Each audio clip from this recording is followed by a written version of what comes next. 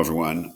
Just a brief video on the idea of week 8. We're reading DeGeorge's Ethical Responsibilities of Engineers in Large Organizations. I would, in my own reading in engineering ethics, there are two classic essays having to do with the first canon.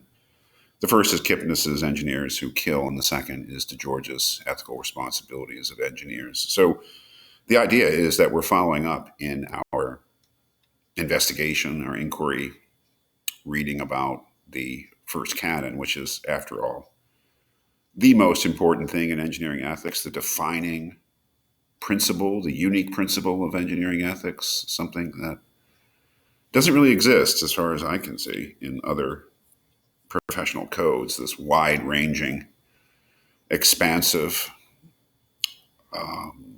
aspiring principle that the engineer must hold paramount, the health, safety, and welfare of the public, basically the whole world. Kipnis gave us a working definition, an operative definition of the first canon as practical principle, so that we would have a criterion for actually judging when it had been violated. That is, looking at it as a principle practice rather than an ideal. That was very valuable. What DeGeorge, I think, is doing a couple things here, but really his main concern is with when the engineer actually does have to do something. And much of the essay looking at the Ford Pinto case, which is a fascinating account of the Ford Pinto case in itself, but also a fascinating account of the ethical responsibilities of the engineers involved in the development of the Ford Pinto, is a long defense of them.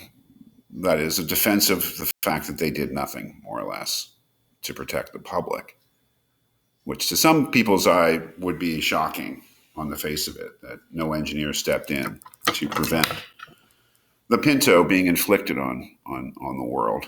But this is what makes it interesting, is that DeGeorge gives a case that although the Pinto should never have been inflicted on the world, the responsibility for that cannot be laid at the feet of the Ford engineers, which is a really interesting argument. I do not know if it's a good argument. That's for you to decide.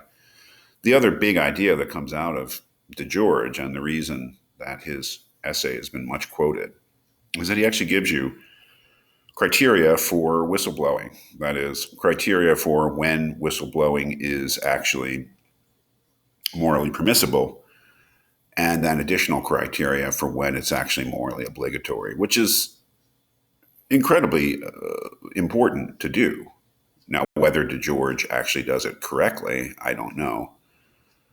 But it's a very, very important issue to hash out, because after all, when we're talking about blowing the whistle, it would be good to have some sort of guide for when that's permissible, that is, when you can do it morally, and when it becomes obligatory, when it becomes a duty.